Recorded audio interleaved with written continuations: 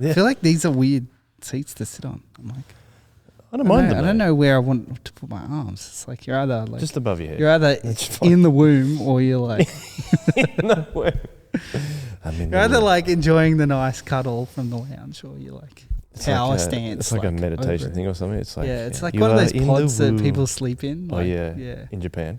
Oh, I was thinking UAW had a couple of those. Oh, did they? Yeah. Really? Back in the day. Such an advanced university.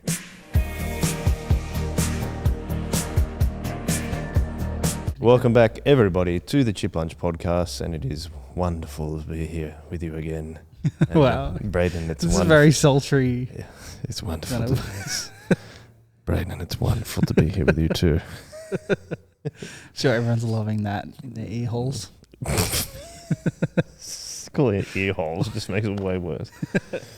How are you? I'm good. How are you? Good. Thank you. Yeah.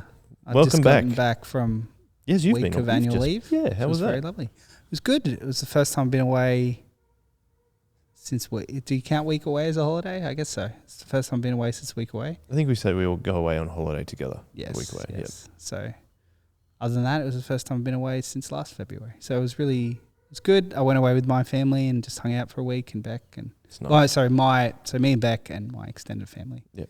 So which was really lovely. Fun to hang out with everyone and I don't know, just go to the beach and hang out. And where did you go? Jura. So, yeah. Easy drive. Yes. It's always good. It's also a great spot. South Coast, I think I've said this before as I dropped my phone onto the floor. Your phone? South Coast it's got to be one of the premier holiday spots, I think. It's close to get to. It's just one of my favourite places in the world. But I think it's also where we always went on holidays as a family. Yes. So like we had a caravan at Kyola Beach for a long time, which is just past Ulladulla, between Ulladulla and Bateman's Bay, which was like where we would go on holidays growing up, like my whole childhood. So, yeah, I very much enjoyed the like waking up and being like, what are we going to do today? Well, we'll go to the beach. Let's walk down to the beach. Yeah, then we'll figure out what we're going to do. Well, we might have lunch. And then we'll go back to the beach. Have some bread rolls. Yeah.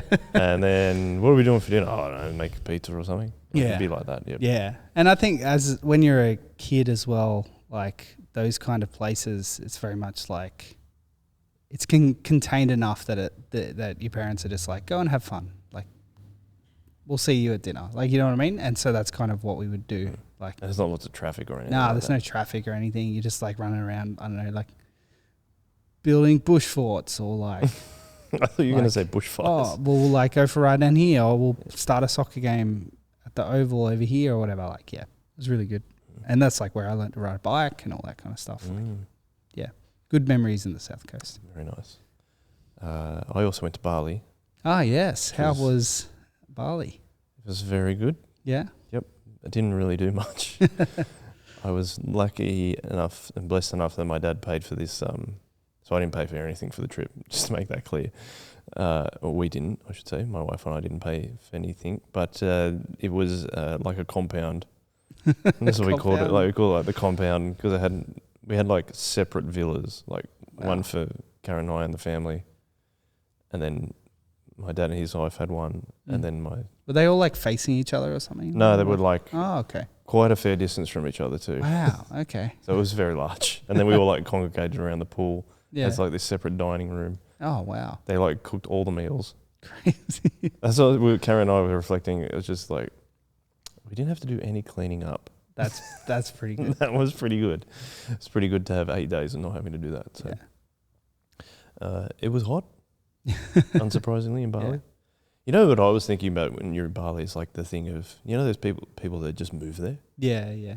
And I was trying to figure out, like, what do you do? Like, I know I go on a holiday and I'm there for 8 days or 2 weeks or whatever, but then it's like, you're going to stay there for a lot of your time. I suppose it's like any other country overseas from Australia. But it's like, what do you do? Like, where do you go live? How do you figure out where to live and stuff? Yeah. Anyway, so I did some research on YouTube trying to find, there's like influencers that go over it. But I figure out what they're doing is, because the cost of living is so cheap in Bali, that they have more time to create content stuff. So like you're living, like if you're doing that in Australia, your time to create all the content would be more limited because you'd have to be earning more money. to be able to pay this the cost of living in Australia. Whereas if you're in Bali, like for example, a bucket of bintangs was $12 or something. So the cost of living is so much lower. Like your rent would be lower. Yeah. So you don't have to earn as much money, so you can spend more time. Yeah. So Soul Revival Bali coming soon. Imagine. Imagine. That would be pretty weird. I don't know. I don't think I could I don't think I would enjoy living in Bali all the time. It's pretty crazy getting around. But I didn't get a scooter. I would like to get on the motorized scooter and. Yeah. Yeah. And it's pretty cool. Have an accident. Well, that's the thing, isn't it? You always hear about Australians who have no idea what they're doing and then crashing. What was that show that was on Channel 7? It was like all these people in Bali mishaps. No idea. Oh, it was a few years ago, but it was like this show. It was like people would just have mishaps. Funniest home videos. Bali edition. Bali edition. Yeah. So what does 2024 hold for you, Brayden? That is a good question. I'm polishing off my last couple of subjects at college, the last little bit, which is good. I'm excited to be more part-time, I guess, in my study, which I'm excited for. So less study. Less study. But it's going to be nice to actually be able to concentrate on the subjects that I'm doing rather than it just being like one big blur. But it is crazy. Like, it's crazy with ministry how fast time goes by. Like, I don't know, there's such a build up to Christmas, and then you get Christmas done, and now we're getting things revved up again for the year in February, and January was a bit of a blur as well. And then all of a sudden you're like looking like Easter's just over there. So I don't know. Things kind of move pretty quickly in terms of the year, but yeah, at the moment it'll just be a little bit less study, which is good. What subject have you got left? I've got some Greek subjects, and I've got a New Testament subject that we have to do next year. And it has to be next year? Yeah. Wow, okay. Yes. You are spreading it out. Would I be right in saying that Greek is your least favourite subject though? Yes. Is it just because it's so hard to learn? I think it is... Yes, and I think it's also just the type of subject I didn't enjoy in school generally.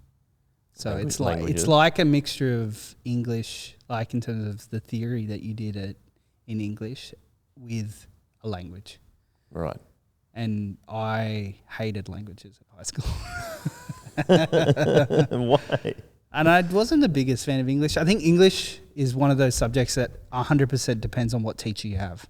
Yeah, okay. Like, I think the that's teacher true. makes or breaks English, which I had an up and down experience with in high school. In terms of, I had some really good English teachers, I had some really average ones. Just so I happened to have the average ones in year 11 and 12.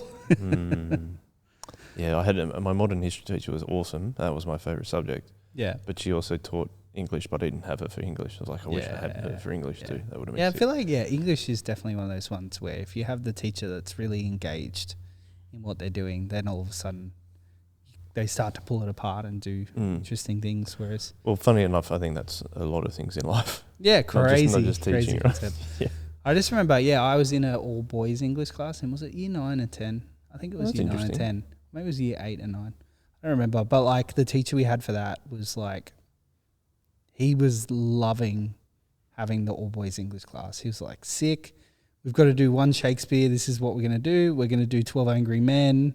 We're going to do a footy tipping comp for the whole class. Like, he was like loving it. Right. He loved teaching that class. And so that was really good. Yeah, well, there you go. It's funny. I was just looking at Macy's episode recently because I was starting to do some clips for it. And I was like, school is so long away. This year is 20 years since I finished school. I think it was 10 years this year or last year for me. Yeah. It's such an impactful time of your life, but then you're just like, it's so long ago now for me. And it was only like, high school was only 6 years long. It felt like it was 20 years. It did. It's wild. Yeah, that's right. All old farts sitting here. Oh, yeah, wow. that's pretty. It was so long ago. Yeah, just bring my cane. Back in my day. So the reason that you and I are just doing a podcast is that we've decided that we're going to do your Chip Lunch episode today. It's got nothing to do with not getting any guests. No, nothing at all. Nothing at all. Nothing if you'd at like all. to come on the Chip Lunch podcast, feel free to reach out to Joel. Yeah. But yeah, I think it'll be fun. Like, I think we've talked We briefly did you, me, and Ethan in the first episode. Yeah, that was the first ever Kind episode. of like we're swapping stories, I guess. Yep. And then Manda came on and did your one in That's her right. part 2. Yep. In her surprise host role. Excuse me. I don't know why I coughed at that. It's disgusting. No, not really. Yep, that's right. We haven't done Ethan's. No, well, Ethan will. We'll get there. I think it'll be fun to reflect with Ethan now that he's gone to college and doing a big He change might, up. That'll might be be really on the fun. podcast a little bit less this year because he's starting college. Well, that's been my story for the last couple of years. Yeah, so that's right. you could tell when COVID was because I was here every week. Yeah. All right. Shall we begin? Shall we? Are you nervous? Are you No. excited? No. No. I was That's talking good. to Beck about this yesterday. It's weird. You forget the cameras there pretty quickly. And I think we have this experience with lots of guests who are very nervous and then they kind of ease into it and you're kind of just having a conversation. I don't know. I get worried because I'm like, what have I said in 100 and whatever episodes? What stories have I told? What have I not told? I don't remember anymore. And people come up to me and start telling me about things that I don't remember. That's exactly what happens to me. They like talk to me like they've had a conversation with me, and I'm like, I don't know what you're talking about. what is happening? And it's because they've listened to the podcast. Yeah, it's awesome. I'm like, I've been listening to Joel bang on forever. Here we go. Now I'm going to give him a taste of his own medicine. Well, it's really encouraging and cool to think about the way that there's people that have embraced this podcast and Shock Absorber too. But I think, like, how many people have we had on in Chip Lunch? Like, what, 80 or 90? Like, I don't know how many episodes we've done with just the OGs. It's probably about that, between 80 or 90. That's pretty crazy. Because you count the people that've had repeat episodes, or when it's just the original 3. Yeah, I think it's got to be up there. it's pretty encouraging to think about the way that God's worked in so many. Like, we're only getting a tiny, tiny little picture of it, but it's pretty cool to think about all the people's stories that we've heard and shared, and I think it's really encouraging. It's really encouraging, I think, thing for our church to have out there. Yeah, I think so too. I mean, I talk about it all the time. It's just to see that it actually is a really good picture for me of like exactly what you're saying, of that God is at work all the time and in people's lives, even if you don't speak to someone for 3 months, and then you have them on the podcast, or I mean, we've had people on that I've hardly spoken to, like Elliot. I'd hardly spoken to before he came on, and he came on when I asked him the night before.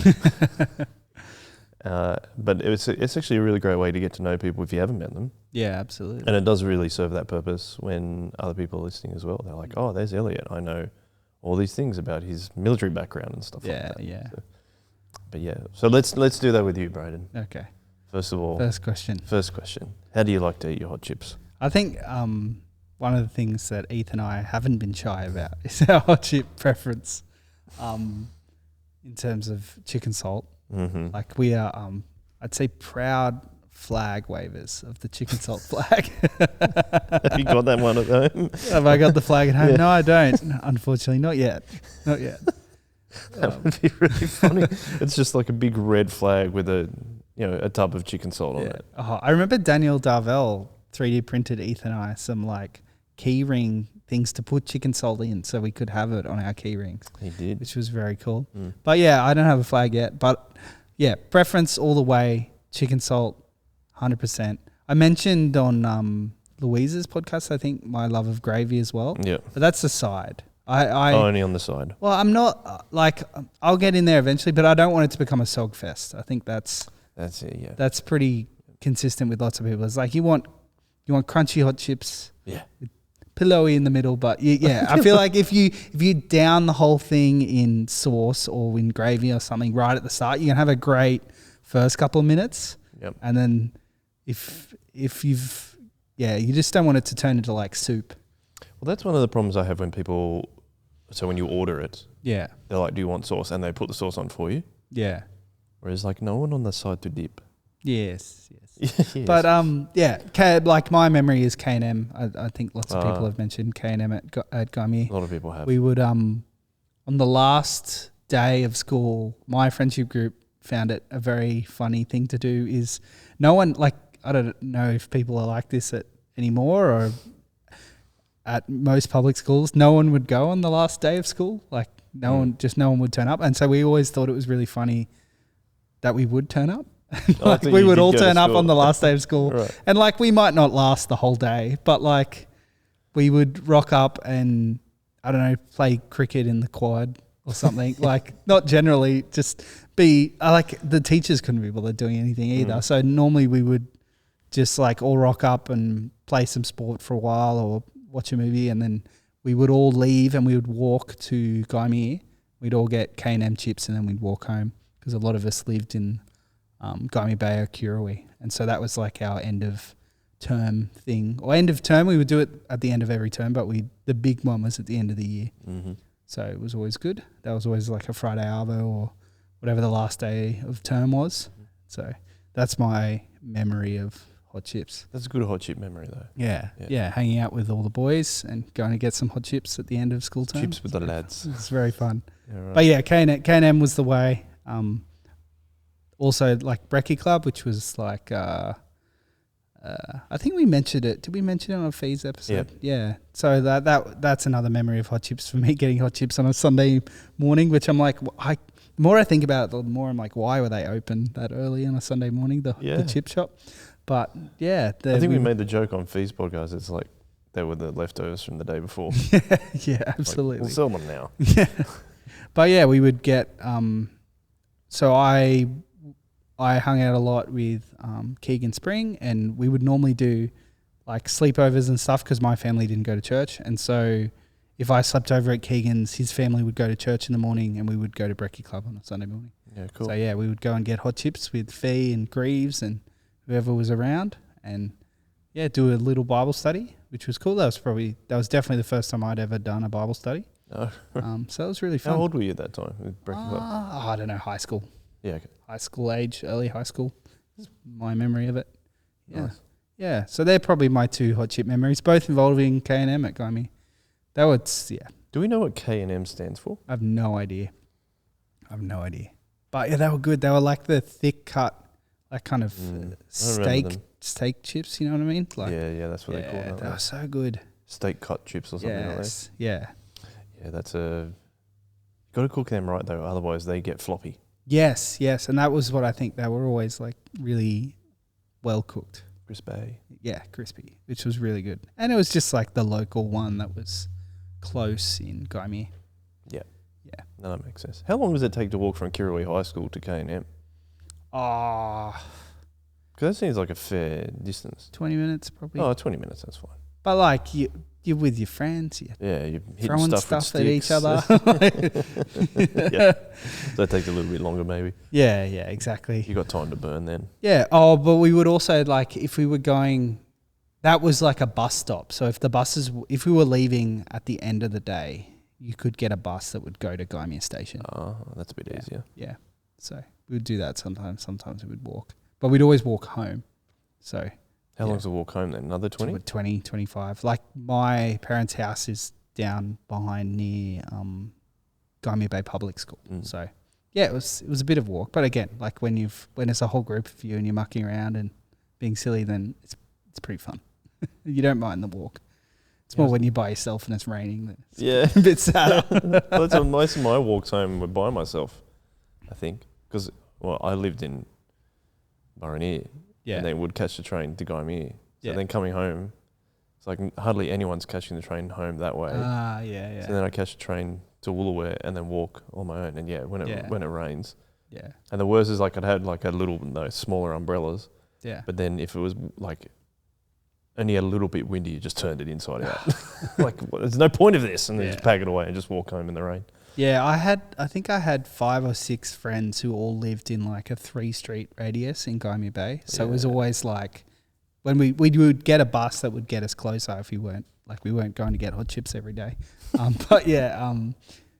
That like my memory is like us all being on the bus together and always being pretty close, which I like. That's something I really enjoyed about going to a public school and then going to the local high school as well. Is we all kind of grew up in the same kind of areas, same kind of streets, doing our thing. Yeah. Anyway, I've like way wandered off from the chip question, but Not really, because you mentioned like Breaky Club, and it was the first time you ever did a Bible study, Yeah, for example. yeah. But yeah, love hot chips. They're awesome. I'm just going to come out. I'm Come out and pro say hot it. chips. Pro hot chips. Who would have Full thought? disclosure. Gravy is great, Chicken salt. but chicken salt. Yeah. Okay. If I'm gonna have sauce, it's gonna be barbecue over tomato. Oof. But like that's me going OG options. There's no like aioli in that option. It's like okay. tomato or barbecue. I was wondering if are you gonna mix barbecue sauce with gravy? Nah, probably not. Oh, okay. That wouldn't be bad, I don't think. Okay. Yeah. Wow. Yeah. I don't like gravy, and I don't like barbecue sauce. You don't like gravy? Wow. Un-Australian. I don't know about un-Australian with gravy, but I don't know. All right. Second question. Yeah. How did you, Brayden, become a Christian? How did I become a Christian? Can we just it'd be super funny to like edit in the 1,000 different little pieces of things that we've put along the different episodes. What do you mean? I don't know. I feel like you can almost make it my episode out of other people's episodes. Oh, I've from what you said. Surely you can get an AI to do that. I was going to say that is a very difficult editing job. I'm not Come very on, good Joel. at it. This is like big. It happened. I'll just ask ChatGPT or Yeah. one of the other AI bots. Oh, ChatGPT can't do it. It's all text-based, isn't it? Yeah. Yep. I'm just going to say confident yes. And Yep. move on. I've written many college essays. I used it to reference, but I didn't use it to do anything else. But if you can teach it how to help you reference, it was very helpful. Well, that's pretty cool. But that again only became a thing in like the last 6 months. Yeah. Anyway, Back to a different many years ago. Many years ago. So I grew up not in a Christian household. I think the way that I have learnt to describe it that seems to work best is the most everything I knew about religion or Christianity was from The Simpsons. It's like Ned Flanders. well, that's what my picture was. Like I think in terms of like cultural touchstones, Christians were Ned Flanders. Nothing at all. Nothing at all. Like we're just like howdily doodly neighbor, like that kind of stuff. You know what I mean? That's really funny. Yeah, that was kind of my picture of Christianity. I think the way it was projected in my family was with suspicion, I guess, or like, yeah, just not very positively, but also just like ignored mainly. Not you, just Christianity. Yeah, exactly. Like, and like I don't remember it ever really being a topic growing up. Like I was baptized because I think that was the thing you did, christened or whatever you would call it. Like Anglican church? No, I think I had to pull this. The only reason I know where it was is because I had to pull out my stuff to get confirmed. Oh, yeah. Yeah. So I think it was at Janella Uniting Church. Oh, okay. But no real rhyme or reason, I don't think. But yeah, I think just because that was the thing he did, and I don't know. Yeah, the weird thing is like I think a lot of people would say like, oh, my grandparents were religious or anything. None of my grandparents were church going or religious either. Like I literally had no kind of cultural touchstone in religion. In terms of like, I'm literally saying like, yeah, it was Ned Flanders. Like that was what I thought of when I thought of Christians. I remember going to like funerals or things like that. That was probably the only times I had been in a church or near a church. Or a christening or like a friend's cousin's christening or something. Yep. So yeah, just grew up not really knowing anything about Christianity other than like Ned Flanders actually being Satan in Simpsons. Homer getting fed all the donuts in the world and like it's a funny show, The Simpsons. Oh, it's so good. And so I grew up going to Gymea Bay Public School, and one of my good friends, probably only in the later times of primary school, I don't know if we hung out that much in early primary school, was Keegan Spring, we've had Suzanne who's Keegan's mum. Yes. Suzanne Kuiper's on, who is amazing and has had, who's been an amazing role model in my life and an awesome person who I love dearly. So that's Keegan's mum. Jared, I'm sure, has been mentioned, Haley, Riley. So the Springs were a big part of me growing up. And so, I was friends with Keegan, I think more at the latter ends of primary school, though we had been to primary school all the way through together. Though we really became massive, inseparable friends in year 7.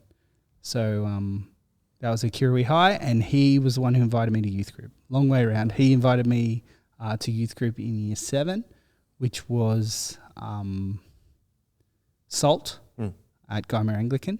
And to show you how little I knew about church, they were like, yeah, Guymer Anglican. I was like, this church? It's like, no, that's Guymer Community Church. I was like, oh, okay. And I remember I remember being invited along, but Keegan told me, I think 6:30 or whatever, whenever commitments started. He didn't tell me when youth actually started. So commitments was, you would have been sitting in that circle, Joel, as a leader. What was commitments at Guymer Anglican before youth group? That's a good point. I was trying to think of the best way to describe it. It was more for the people that really wanted, it was a Bible study basically. Yeah. And you wanted to, those that wanted to be committed before coming to youth group and to set the intention was to set the tone and the culture of what youth group was going to be later on. Yeah. Anyway, so it was, I actually remember, I think the first night you came, it might have been one of the first of leading. So I'd already led year 7. So I was leading year 8 at the time. So you came in as a year 7. Yeah. And I think I could be wrong about this, but the first night of that year, I ran the study with Michael Gray. Yeah, I think that might have been it. I don't know if it was the first one of the year, but no, it may not have been. But yeah. But I just remember, I can't remember what we were studying. It might have been something to do one of Paul's letters, and we talked about how. What's the city that he writes to? It's in Macedonia. Anyway, so I was talking a lot about Macedonia, and I just thought, let's set some context about where it is. And so I said, it's like, if you know where Italy is, it's on the other side of Italy, basically, similar, that kind of area. And I know that Keegan said to Jared, his older brother, because I'd led with Jared. Yeah. And he said, is Joel Macedonian? And Jared's like, no way. He's like, he seems to know a lot about Macedonia. So that's a memory from one of your first nights of youth group, which is pretty funny. So I remember walking in, everyone was sitting in a circle and quiet, and you're just like, what is happening? It was, and that time was a very big circle. Yeah, it was a very big circle. It was in one of the kids' rooms, I think. Oh, I remember it being in the main hall. Oh, okay. Because you had to pack up chairs. Yes. Afterwards. And so my main memory of that is actually after commitments, is they were stacking up chairs in the main hall in the main church. Yes. And you and Gray were saying how many chairs you could jump over. I thought that was Rev. Isn't that Rev? I don't know. I remember I was in Salt anyway. I don't remember. But maybe I was in, Oh no, you're right, because I ended up getting almost the worst end of it in terms of our year of packing up chairs, because originally at the time Salt was in the church, and Rev was off-site somewhere else, down at the Grace Point Community Hall, and then things kind of changed around. So then, as I got older and moved up to leading Rev was in the church as well. Yeah. So we spent so long having to unpack and pack up chairs. Yeah. So my memory is you guys stacking 2 chairs, trying to jump over it, and then 3 chairs trying to jump over it. I got pretty high. Yeah, this is more my vibe. I think I did 6 chairs or something like that. Yeah, it was reasonably high. It was 10. No one else was there, so you can 12 chairs, 13 chairs. There were other people there. Then I think another one I don't know if it was the same night, but we started trying to do length as well, not just height. Oh, yeah. Actually, yeah. I remember that. But I think that Gray was one of my leaders. Again, love Gray very much. But I think, he's definitely one of those people that can turn anything into a very fun, competitive game. Well, he's a very good youth group leader in that sense. Yeah, he's a good improviser in so many different ways. Probably the best improviser I know. He's so good. And I don't know if you ever met Michael Gray. He's the best amateur chef I've ever met, probably. Yeah. And that's because he's like really good at improvising, coming up with. He's like, oh, just like throwing this together, and you eat it, and it's like, this is delicious. He's like, oh, it's all out in the cupboard, and look at the cupboard, and it's full of all this stuff. But yes, that's yeah. So I good leader to have. Yes. So yeah, I remember just rocking in and being like, what the heck, and then jumping over some chairs. I think it was spin to win, but I don't actually. Maybe I've constructed that memory. I don't actually remember what the first night was. I think spin to win was the one of the first nights at Rev. Yeah. Sadly, we broke a girl's ankle. Well, have fun with that. Yeah. Memory. I don't think I was there for that. If you listen to this podcast, I don't ever remember your name. I'm very sorry. Yeah. I didn't do it, but I felt so bad. Yeah. That it happened to her. Totally. So I remember just having a great time. I think the thing that struck me was having a whole bunch of people who were just like super interested and keen to get to know me. Which was really, really great. And having some older leaders who were just like super invested in us and keen, just stoked we were there, which was really cool. Yeah. But yeah, again, some super solid, awesome people around. I still hang out with a lot of the people, a few of them, I still see Gray a bit, Napa was another one of my leaders. There's lots of Justin Vincent, Dane Carroll, I think was the other one. Yep. But yeah, so they're really solid group of dudes that were all really great and keen to get to know us. And I think we also we had the year above us because you kind of went in 2-year pairs. Yeah. The year above us was Joel, led by Joel, Jared, Ruben, and Greaves to begin with. And so, we had quite a cool culture there, but then the year below us as well was Riley Spring and Jimmy Ellercamp and all these people who are absolute legends, and so still around and still see all the time, which is I think really cool, and it's something we talk about a lot at Soul Revival in terms of long-term low key. Not necessarily people that I chat to every week or chatted to every week when I was 13, but people that are still around and involved in my life, which is really, really cool. But yeah, I just remember being like, oh, this is really welcoming. I think that's the thing that struck me. And as well as having fun with your friends and having a great time. And I think, Keegs ended up being quite a great evangelist for bringing his friends along. So I think pretty quickly there was quite a large group of my year at Kirrawee High was going along to Salt. Yeah, there was, yep. Yeah, which was really cool. So it kind of became this big,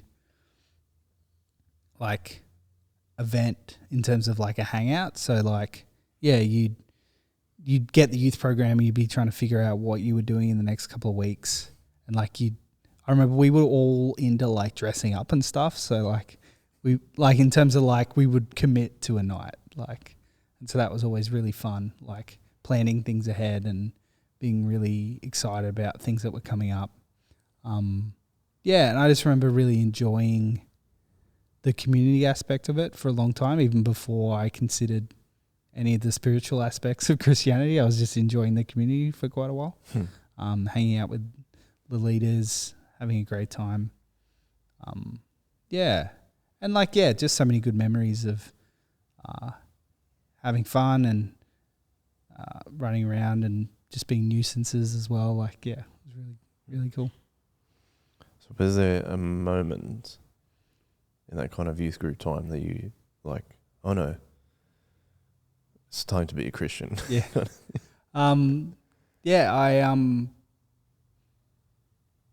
I remember it being a band night. So we would do a thing called Ecclesia, which was just a band night basically. I'm trying to think of a better way. All the youth groups, both Salt and Rev and the senior high would get together and we'd all have a big dance and sing and have a great time. I remember Stu would he would give the talk sometimes at an Ecclesia, and he gave a talk about how I don't even remember what the verse was, but I just remember like the thing he was talking about was like you can't be on the fence with God. Right. Like you're either in or you're out. Like there's no sitting on the fence trying to figure it out. And I just remember that struck me because that's what I was doing. I remember like I was like I've really been sitting on the fence, just kind of like enjoying the community that comes out of Jesus instead of like actually thinking about instead of like actually thinking about why that is, or I was just kind of using it. I remember going home that night and thinking more about that and being like, no, actually, I think I want to be on God's team. And so I remember praying that night, becoming a Christian. What year were you in then? I don't remember. I was either in year 7 or year 8. Okay. Yeah. Yeah, sick. I think probably year 8. The more I think about it. But I don't remember. I didn't make a big fuss out of it. I remember like they would do like, oh, if you want to come up the back and pray and blah, blah, blah. And I didn't do that. I think, I don't know why. I think sometimes with those things you're like, I don't want to see other people to see it. Yeah, I just remember thinking it was more of a personal thing. Yeah. And I didn't really want a fuss about it. Yeah. Yeah. Yeah. So, but yeah, so that was in, I don't remember, year 7 or year 8, somewhere around there. Yeah. So it was really cool. A massive appreciation to, the people who led that youth group and loved us for a long time. Fee, Greaves, our leaders. Yeah. It was really cool. Yeah. One thing you haven't mentioned is that you're a twin. Yes, I am a twin. For those of us that aren't twins, like me, what's that like? I don't know. What's it like to not have a twin? It's normally my usual response to it. Yeah, I know that, but it's kind of also like I think it's a bit different because you're also an individual as well. Yes. Yeah. So I'm a real twin. I'm not one of those pretend fraternal twins. I'm an identical twin. Sorry, that's something I just say to Daniel. Like, I don't know. Like, so yeah, me and my brother are identical twins. I was born 22 minutes after him, on the 25th of August, 1995. What a day.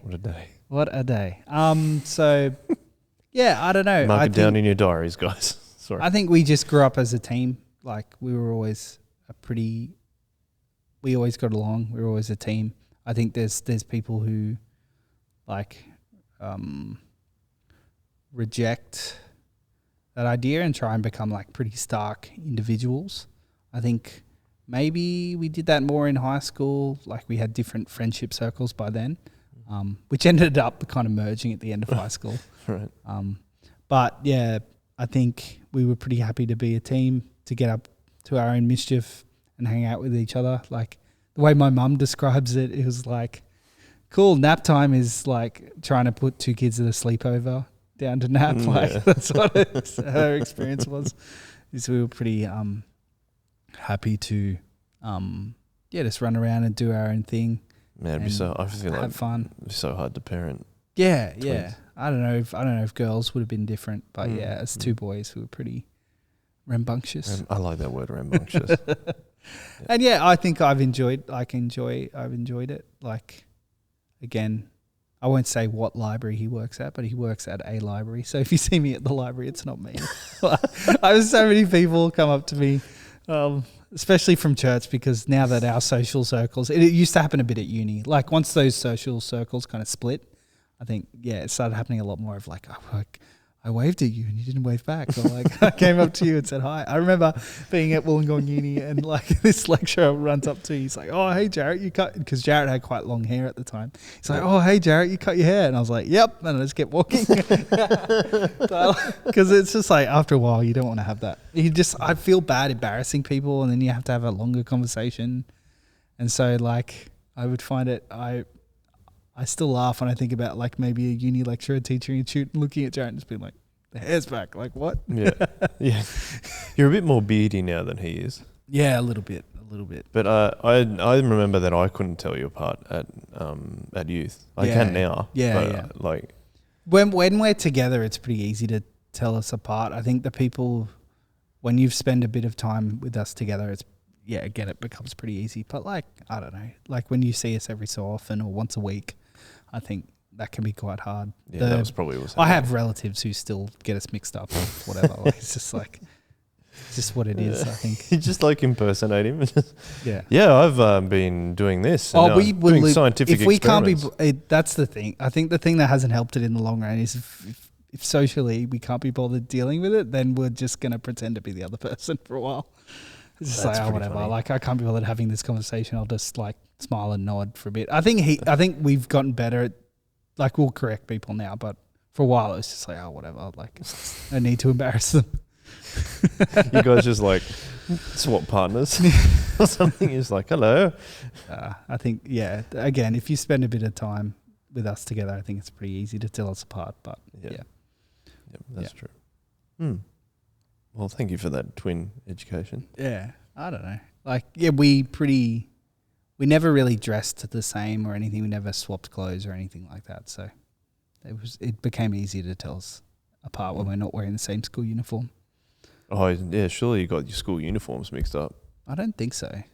I don't remember enough about the clothes washing economy of our house. Surely, like, your mum or dad is just like, we have... I think they had like initials on them or whatever. Yeah, or like, we've got 10 shirts, so... I actually don't remember. You're probably going to be the same size though, aren't you? I doubt Mum would make us wear the same clothes. She was always pretty good at, like, she didn't like turn us into little mini me's or anything. Oh, right. We were always wearing different colours and stuff. We were never like... Yeah. She didn't do the, like, crazy, I'm going to make you match. Well, I just meant... All three of us are going to match. Yeah. Well, I just meant, if you have a school uniform, let's say you have 5 shirts. Yeah. And then Jarrett has 5 shirts. Yeah. It's like... As long as you got 5 shirts, like, that's how I feel like probably. I can't remember. We'll have to get your mum on and ask. I can ring Mum. She'd probably be driving back from down the coast. I'm not going to. Oh, you said you could. I'm not putting her on a podcast. She wouldn't love that. You mentioning your family though, just one question. You said that, like, pretty much like no interest in any kind of religion, and you said that they were a bit suspicious of it. Why do you think they were suspicious? I don't know. I think that was passed down from my grandparents, and I don't actually know why. They just were like that. Yeah. Sadly, it seems like sometimes with that, it's like they've been burnt somehow by church or something. Probably, but it was never something that got shared with me. Yeah. Does that make sense? No, it makes sense. It's just, I feel that it's just sad to know that it may be the case. Yeah. That's all. Like, I've known other people like that who have grown up in a non-Christian family because something happened with their family in regards to the church. And but as far as I know, they were never religious either. So I only have had one grandparent on either side. So I don't know. They both lost my other biological grandparents quite like early in life. And so I don't know. Yeah, right. Don't know what that stemmed from. Yeah. Different time back then. Yes. So you become a Christian in probably year 8, around that time. The question that I always like to ask is, what do you think changed from hopping off the fence? That's a good question. I think I went backwards and forwards in high school. Yeah. I think I was very dependent what situation I was in. Does that make sense? Like, I think I was pretty concerned about what people thought about me. So I think that played a big part. As a lot of us are in high school. Yeah, I think that's the story of high school for a lot of people, isn't it? Like, so I think it just depended. I went through a big swap of like not swearing. I think the cool thing about our friendship group was, even though a lot of them haven't ended up back at church yet, is that we had a pretty good culture within ourselves of like, just keep being accountable and loving each other. But I think we were all on our own kind of different journeys over the course of high school, where some people would be up or down or better or worse or trying to figure things out. But I think we do have we had a pretty solid friendship group that I still hang out with and get to see, which is pretty cool. Yeah. I think what changed for me was just having that accountability and direction in that kind of spiritual aspect of my life, which I don't think I had before, which I took seriously and not seriously depending on different times of high school. I think it's pretty easy when you're in high school to get caught up in whatever's going on because that's your whole world. And yeah, like we just had an interesting time of growing up. I think where I started school and I started kindy, we didn't have a home computer, and by the time I hit year 12, we had iPhones.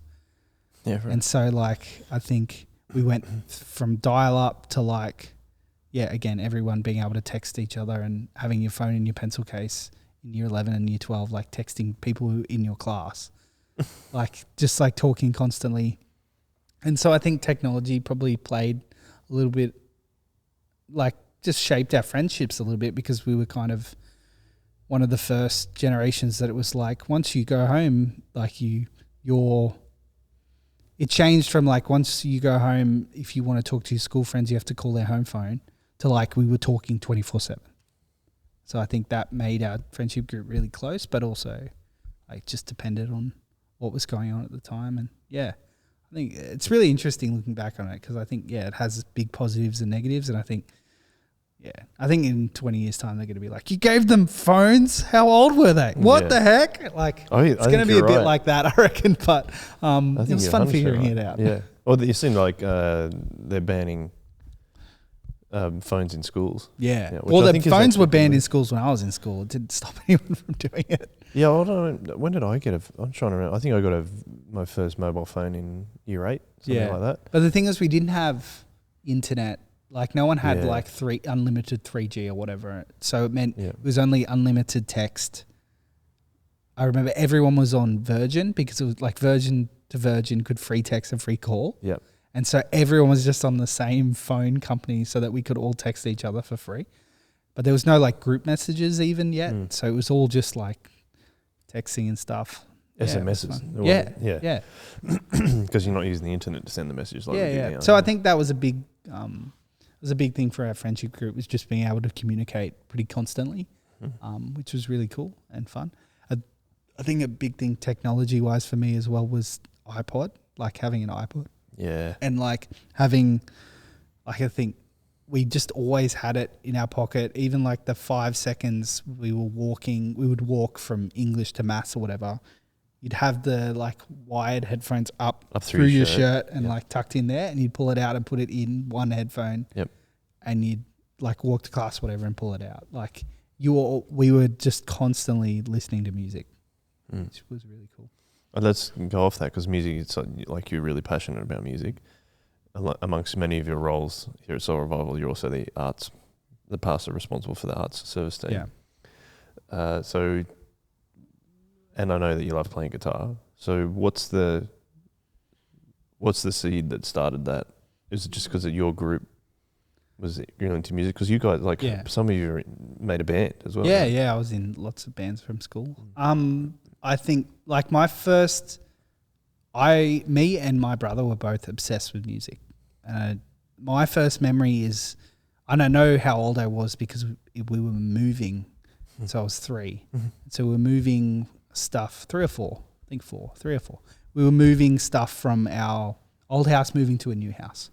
And I was with my uncle, and we were in their van, and they had a van, so we were like using it to move a chest of drawers. And I know exactly which chest of drawers it is. It's so weird being able to remember this, but not being able to remember important things. I think that's the story of your life.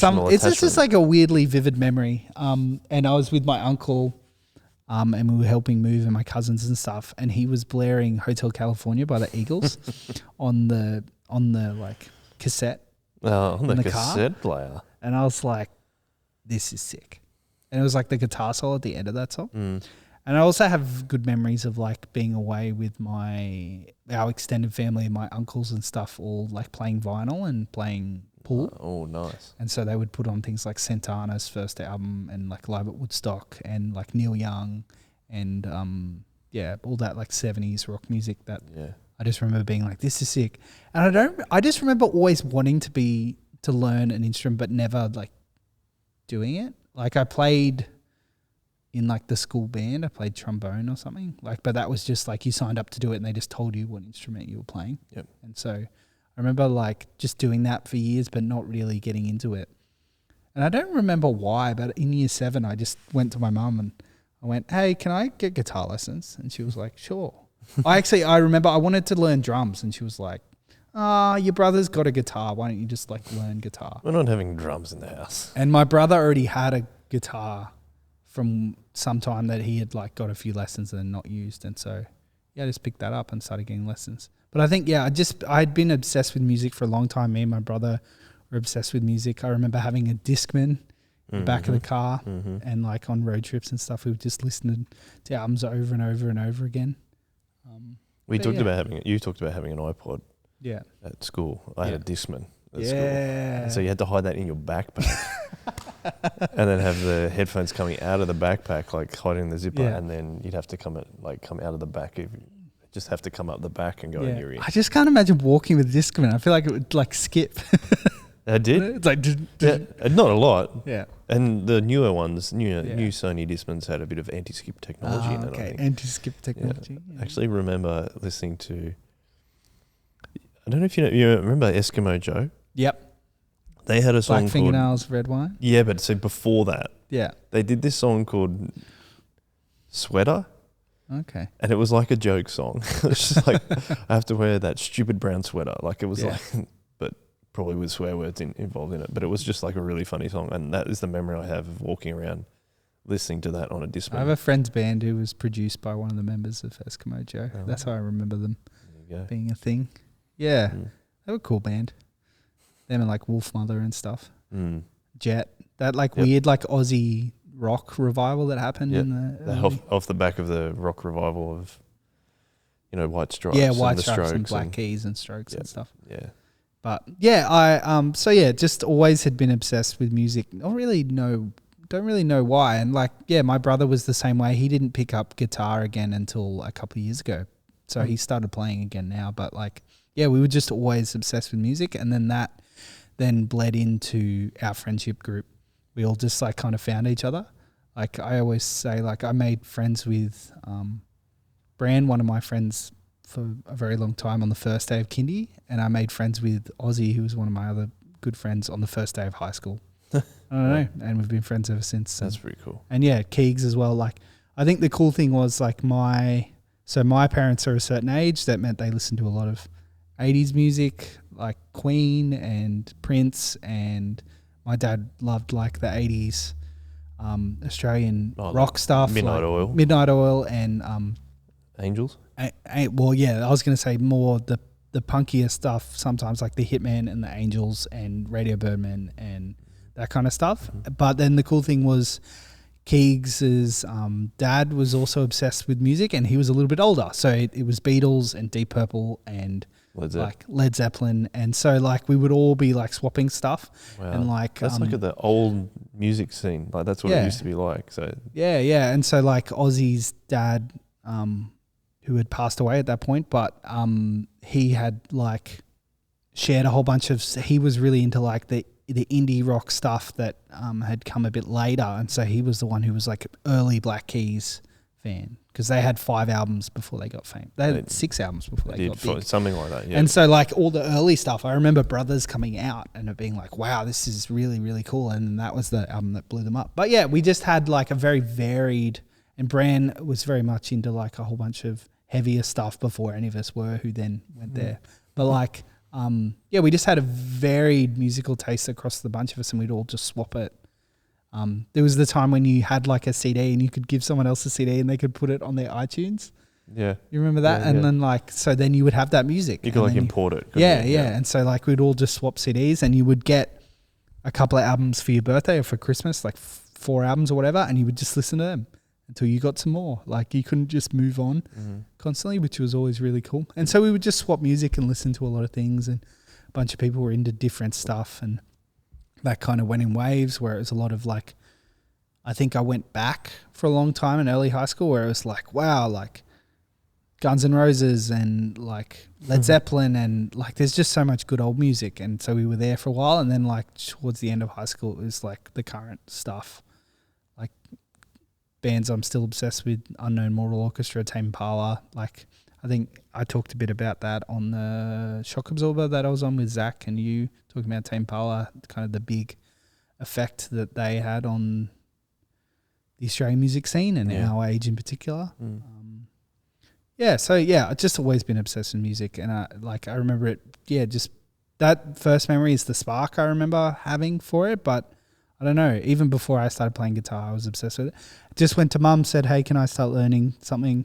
She said, "Your brother's got a guitar. Cool." Started learning guitar, and I remember just being obsessed with it from the beginning. I don't know why. Like it was. I think it was also something like I could just do by myself in my room. Like, you know what I mean? Like in terms of like practicing to do something, I think I always struggled with like, oh, here's soccer. Like if I want to go kick a ball, I have to do it by myself, or like I have to find other people. And it's also like public. Like if you're crap at soccer and you're trying to get better, like, I don't know. Like it's a weird thing. Like I didn't have a backyard or whatever that was conducive to that. Whereas like guitar, I was like, I could just sit in my room and play guitar all day. And I think the other thing was, the really cool thing about the first guitar teacher who I had, who I don't even remember his name, but he was just like at the local guitar shop. The first thing he did was like, what band do you like? I don't know, blah, blah, blah. Oh, okay. You've heard of AC/DC? Here's how you play this song. And that was the first, but that was like straight away it went from like, oh, like I've been playing in the school band or whatever, and it's all like, oh, we're going to play the Star Wars theme or something. You know what? It's something like that. Whereas this was like, here's how you play a song. Straight away. Here's three chords. You can play this AC/DC teacher knows song. what they're doing. Yeah, you know what I mean? But like straight away you're like, oh, I can play a song. Yeah. Like this is sick. I can put a song on and I can play along to it. Like I remember I had some guitar lessons. Yeah. Because I was not into music as much as you, but into music. And I remember the teacher just basically saying, oh, like learn this and what songs do you like? And I'm like, I like Rage Against the Machine. Yeah. Drop D. Yeah. But then it was like, oh, then you can learn this, but you also have to do these exercises. And then also there'll be a recital at the end of the term. And I'm like, I don't want to do that. Yeah. For that exact reason. Like, I think sounds like your teacher was like, just practice something you really enjoy. Yeah. Yeah. And I just remember going home and like practicing, like, yeah, and wanting to play and stuff like that. And then that's the thing that I miss. I don't think I wanted to practice that much. Yeah. And then I think the big thing as well was like, we all did like music together at school as well. So like all of us were constantly playing, and like say someone did a performance or whatever, we would all be playing in each other's bands and things. And so, we just ended up playing a lot and hanging out at near the music rooms at school. Like that was our spot. So yeah, it was really cool. We just had a cool culture of like trying to find stuff, and when new stuff came out, everyone would get excited about it. Let's play it.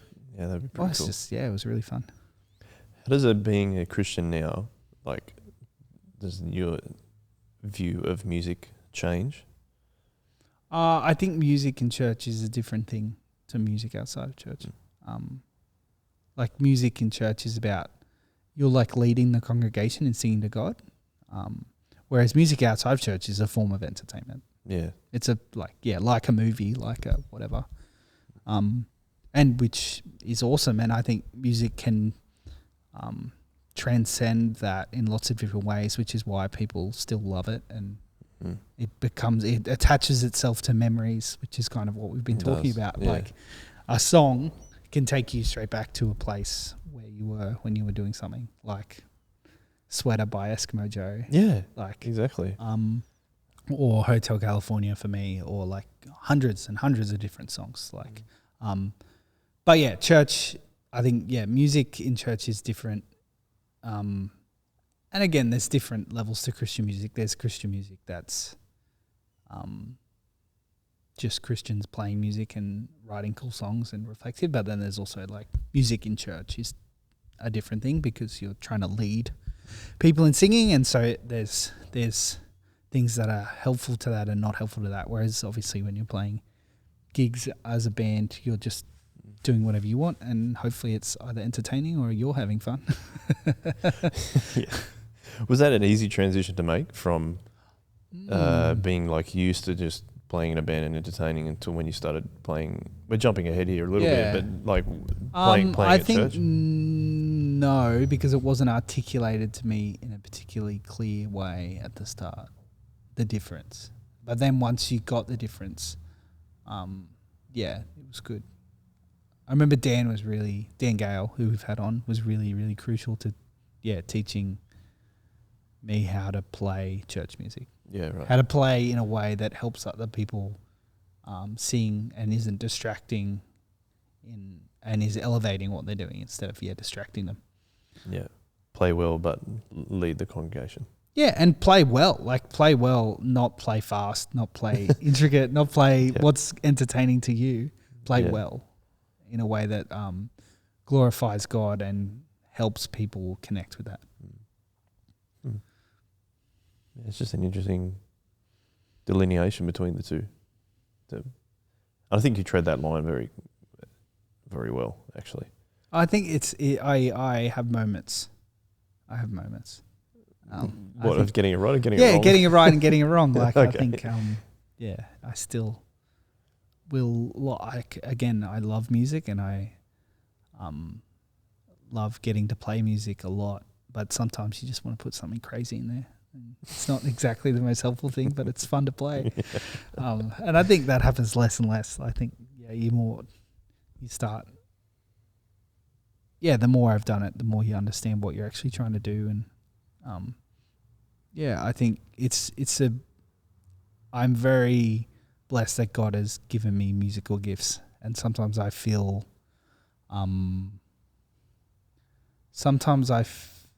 I feel like I enjoy it too much for it to be serving. Oh, really? Yeah, I feel guilty sometimes. Do you? Yeah, I think because it's like... Because it's not hard? No, it is hard, but I get a lot of joy out of it. Oh, I don't think you should feel guilty for that. Yeah, but I'm just saying that's sometimes how I feel about it. Huh. But yeah, it's something I love to do, and I'm very blessed that it's part of the job that I have now. Yeah, I really enjoy doing it. I enjoy getting to play with different people. I enjoy getting to, interact in that way and try and solve that problem. That's like, it's really fun to get to like, say we're playing on a Saturday night, sit down at 3:00 on a Saturday afternoon and try and figure out the best way to do something and how do we want to do that? How do you want to do that? Like I really, really enjoy that. It's actually one of my favorite things to do. Okay. And I think, so music, I was obsessed with it to begin with, but I think once I could like participate in it in a way that was like very tangible, I think I became pretty obsessed with it pretty quickly. And like, I just remember being annoyed that I had to be at school and I couldn't be doing something I actually liked to do. And so I remember there was a stage in like year 8 and year 9 where I decided, I was like, okay, I have to be at school for 6 hours. So I'm going to make sure that I play guitar for more than 6 hours a day. And so I did that for years. Really? Yeah. Because it was just like, this is what I really like doing. Why do I have to waste time doing stuff I didn't want to do? Well. Yeah. But and I think it's cool when you find that thing you're like, I'm just blessed that God's given me something that I really love doing. And it's something that I can use to glorify Him. Like, I don't know, like if you'd made me really good at fishing, then it might have been a little bit harder to serve. Guys, we're doing a fishing trip. Yeah, exactly. Fishing for the Lord. Yeah.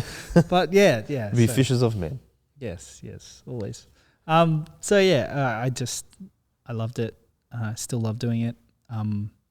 I grew up playing in a lot of bands with friends and playing covers and playing music in a cafe, like playing acoustic covers in a cafe, playing in loud rock bands. I think the first proper gig I ever did was filling in for a friend's metal band, playing bass in a post-hardcore band at St. Mary's pub. Somewhere in St. Mary's. Yeah. Yeah, wow. It was pretty wild. I just remember the lady who was running the gig had a fake leg and paid us out of money out of her fake leg. Just like an introduction to playing gigs. I think it was 16. Yeah, totally. So lots of fun memories again with friends, running around and doing silly things. But it was really, I think that was a big part of my later high school experience, was playing music with friends, listening to music with friends, going to gigs, playing gigs, just like picking up your amp and your guitar and walking it to the friend's house and having a jam. And then, that was a lot of high school.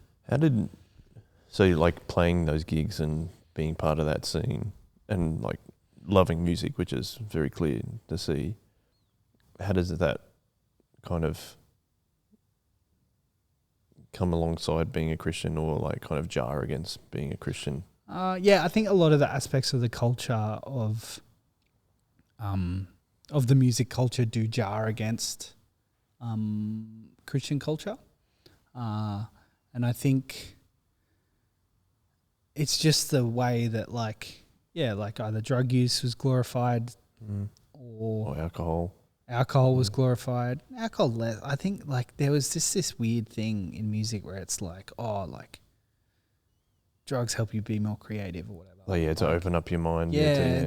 Or especially when you're listening to a lot of like 60s, 70s music as well. It's just like, whoa. Or if it's Tame Impala, which is based on so much of that psychedelic music as well. Yeah, exactly. And like they not necessarily glorifying that, but like, that's kind of the lifestyle that's projected. Or whenever you played a gig, it was like, we're not going to pay you, but here's a bucket full of beers. Like, really? Like that kind of stuff. Yeah, right. So it is really like, it's a part of it. And I think as you become older as well, like you hit that year 10, like people start going to parties and stuff. Like it also coincided with that.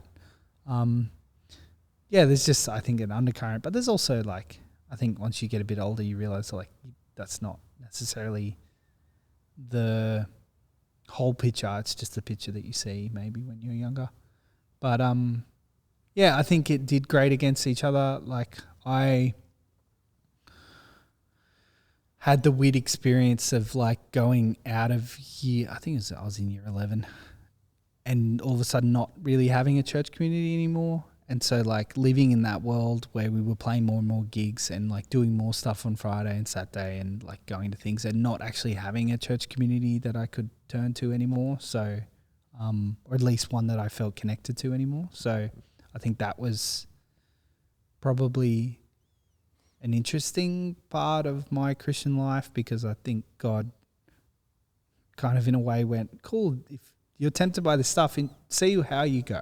Like, I think I resonate a lot with Zach's story in that regard, in terms of just like, I had a time where I didn't have soul revival for a little while. And it was also the time where you're kind of meant to be making those big decisions in year 11, year 12, whatever. When, I don't know, you go on schoolies and you trying to figure out where you want to go to uni and stuff. And so, I think that was when, like, year 12, first year uni, second year uni was probably when I was playing the most gigs and playing the most music in terms of outside of church. That's just, it's a different kind of lifestyle. But I think there's also like, I never did it like until a bit later. Like I only ever did it with friends, and we were doing it as friends, as high school friends and as people who just loved music. So I think it was different to like a professional setting. Yeah. You were maintaining those relationships as well. Yeah, exactly. And they were the relationships that I had. And I think I remember being pretty upset when things at Guymer Anglican happened, because it was like, hey, you've said we're going to be friends and you're always going to be here for the last 4 years, and now you're not. And so it's like, well, of course I'm going to go hang out with my friends that have been here the whole time. You know what I mean? Yeah, okay. I see what you're saying. Yeah, right. Yeah, I remember and I again, I have a pretty warped perspective on what happened at Guymer Anglican, because I was younger and we weren't given the whole story, and we were given the story through other people, and that was a whole other thing. But I think it's probably not warped. It's just that was your experience. Well, yeah, it affects your feelings. I just meant my perspective probably doesn't reflect what actually happened, but it doesn't change the way that we felt about it. Yeah. But it just wasn't like, I didn't find out till years later what actually happened. Mm-hmm. So, I think we just had an interesting experience of it. Like I remember being quite upset and being like, just confused and being like, okay, whatever. And then we just did our own thing for a while. And so I think, I don't know how I would have processed or described my Christian life at that time, in terms of like, I don't know how connected I hadn't been a Christian for very long. I didn't have heaps of Christian role models, and I was pretty disconnected from it. And so, we just went and did our own thing, which was hang out as friends and play gigs. And I think Keegs has always been a really big part of my Christian life and my life in general, and so he was still there and trying to figure stuff out. And we stayed at Guymer Anglican for a little while, but then obviously things had changed and it didn't really gel anymore. A whole bunch of my friends left because they got upset at something someone did, and so then all of a sudden it went from like church is the thing my whole friendship group does every Friday to, well, we're just going and hanging out at Bla's house this week. Like, and I think you have described your experience being pretty similar in terms of having a friendship group that just decided that they weren't going to go anymore and that it wasn't the thing to do. I think mine, that decision was taken because of different reasons, but it was the same outcome where it was like, oh, that's not what we do anymore. We're now doing this. Yeah. Yeah, I can see that. And so do you think that if you had the Christian community that you were enjoying, do you think that it would have changed how that kind of period happened for you? Like it was obviously like it was a really important part of your life. Yeah, I think it would have looked different. I don't know what it would have looked like. No, you don't. Yeah. But yeah, I think it would have maybe looked different in terms of decisions made or priorities. But I also don't regret anything. I think God kept me safe during that and made sure I didn't make any terrible decisions that had long-lasting impacts or anything, which is really good. But then I also had like the weird dichotomy of meeting Beck during that time. And so like we were both Christians who weren't going to church, and I met Beck at so Beck's my wife, by the way. We are trying to get the lovely Beck on the podcast. That's not going to happen. Stop saying that. That's one of the reasons she's not. I had her considering it when we had Macy on the podcast. She'll play nice, but she's not going to do it. I don't know. Maybe we'll both come on. We might have to trap her or something. Yeah. Can you come and meet Brayden? He's had a terrible accident. Wow.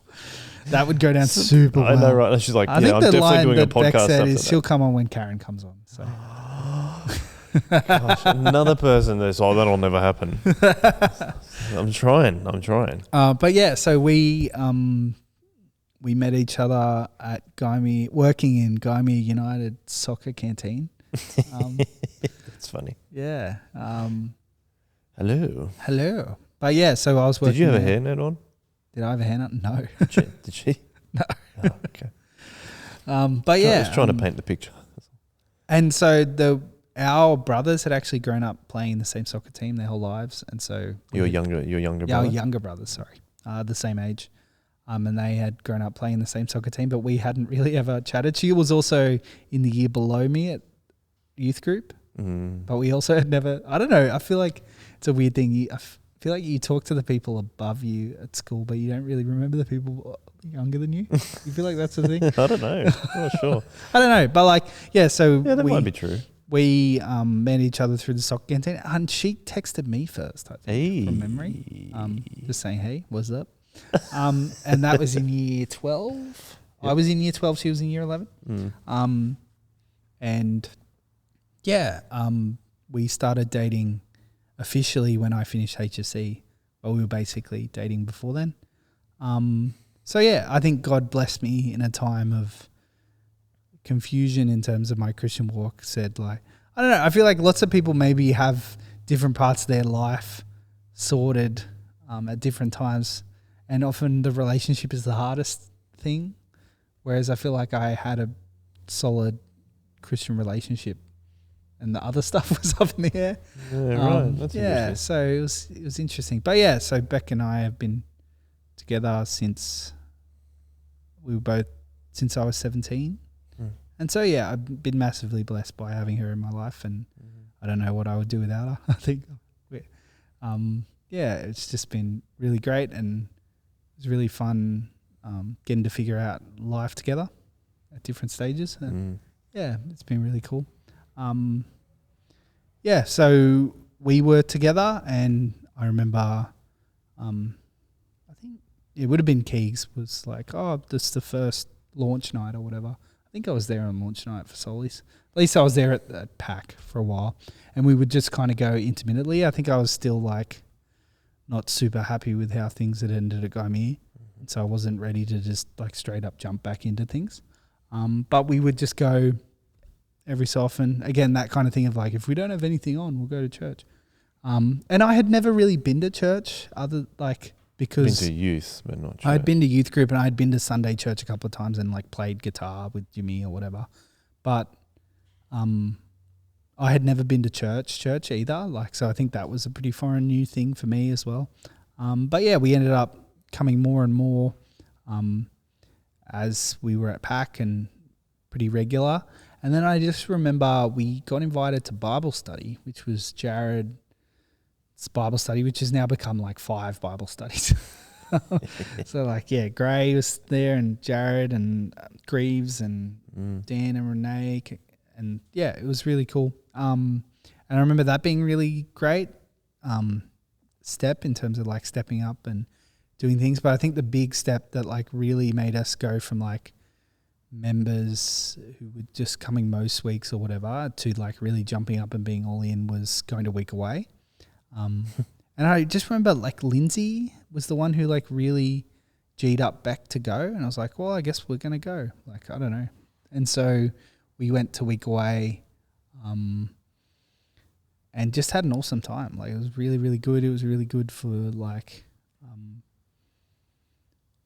for just getting to know everyone again. Like, again, I had lots and lots of previous relationships from Gaimir and stuff, but I think it was just being surrounded by that community and getting to spend extended time with everyone. Like I often say, like nothing replaces time in terms of relationship. Yeah. Like nothing gets close. And so I think that's why Week Away and things like late night and being breakfast before or dinner after gatherings is so important, because nothing really replaces getting to spend time with those people. And I think, yeah, that Week Away was really, really important for like rekindling a few friendships, strengthening a few friendships. And I remember that was when I started playing music after that Week Away. I started playing music at church again, which was really, really cool. I just remember going up to Dan and being like, what do you need? And him being like, oh, we have a lot of guitar players, but we don't have any bass players. And I went and bought a bass. And so I had played bass a bit in high school, kind of at the same time I had been playing guitar, but ended up playing bass at church. Yeah, it's really, really fun. So yeah, I just remember like there was a couple of Week Aways in a row where it was like I had that Week Away and it was like cool, like we're in, I'm going to play music. And then after the next Week Away, I was like, okay, we're doing youth. We're going to go back in youth lead. So I remember Week Aways having a massive part in getting back involved in things and hanging out with people. And I think, I just had a very high, I had loved youth and I always wanted, like when we were going through youth, it was like, oh, cool, we're going to finish youth and we're going to do schoolies and we're going to come back and be youth leaders. And that kind of chain kind of got broken. Yeah. And I just remember having a lot of love and respect and admiration for my youth leaders. And so I didn't necessarily want to jump straight back in because I didn't feel like I could live up to that. Because I felt like, I like people like Greaves and yourself and Jared and Haley, Cassie, like they did an amazing job. They were awesome. And I just remember feeling like that was a very high bar that was set for us. And I was like, I don't know if I can do that. I don't know if I can live up to that. And so I remember being hesitant to jump in, but eventually getting there. Which was pretty cool. Week Away played a massive part in that journey. Which sounds like bring back like that Christian community that you'd been missing from Gaimir. Yeah, and I think I was just hesitant to jump back in at the start. You probably didn't want it to happen again. And it was just like, I think there was things going on there. But it was really cool, and jumping back in and old friends and new friends. Yeah, it was really, really cool. So I enjoyed it. And I think, that really set a cool direction for Beck and I in our lives. I remember I finished school, I had absolutely no idea what I wanted to do. I don't think I've ever known what I wanted to do with my life, ever. I think it's always just been big and it's like, I'll deal with that later. And so I ended up doing graphic design at Wollongong,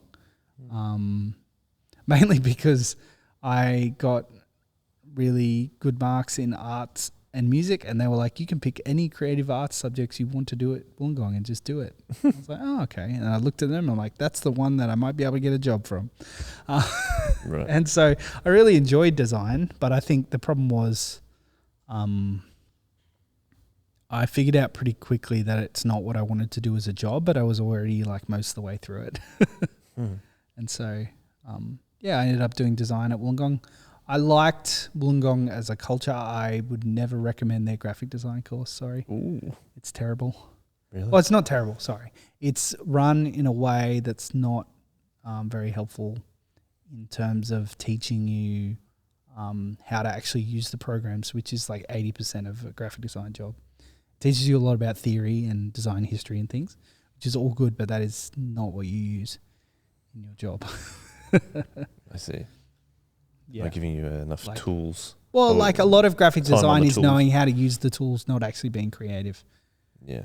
Unless you like run your own brand agency or unless you run your own agency. But then even like the rest of it is I think it's the same with most creative jobs where most of the jobs are executing someone else's vision. You need to know how to execute it rather than coming up with the vision. A lot of the Wollongong graphic design course was how to come up with the vision and not a lot about executing the vision, which is what you get paid to do for most of the time. I mean, like if you're an agency as well, you're just doing what the client wants. Yes, exactly. So, so I think I figured out that I maybe wasn't going to pursue that. But I think I also then just went back to not having any direction again. So it's just like, But yeah, so I went to Wollongong. Beck also went to Wollongong and did graphic design. She was the year below me, which was cool. We got to do some classes together, which was really fun. Wow. Yeah. That's pretty cool. Yeah. Yeah. And again, I think it was an interesting time in my life in terms of getting more involved in church and feeling really rewarded and fulfilled out of the stuff I was doing at church, but also like less so out of other parts of my life. And so I think kind of started putting more input in there. Does that make sense? Yeah. Yeah.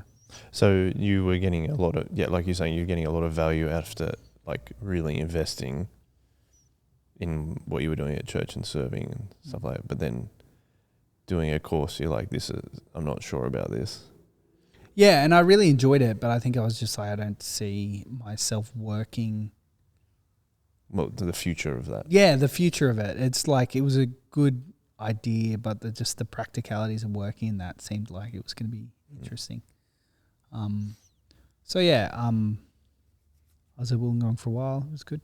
So then coming to the end of uni, it was really lovely that you got to go to uni with Beck. Yeah, I wish I got to do that. I got to I remember carpooling with Beck, carpooling with Ash as well, who's Beck's older sister. Well, she was in the year that I led, right? Yeah. So you're coming to the end of uni. So I was just thinking it's like Karen and I would have to go to different unis on different days. And anyway, that's why I was saying that. What are you saying that you're a bit unsure about your future in terms of career, but you were really enjoying church. Like what do you think the prospects were and what were you thinking about them? I think I was thinking about, I did a bit of freelance stuff in graphic design. I think that was maybe where I was heading. I just remember not really being sure about what I wanted to do when I finished uni. And just kind of putting feelers out to do stuff and being not very confident. But I think the big turning point in terms of where God led me in my life was starting the Berea internship. I think that had a big impact on where the direction of my life took after that, which I hadn't done while I was at uni. I actually did it when I finished uni. The Berea? Yeah. So, that's probably a good place to maybe stop. Yeah.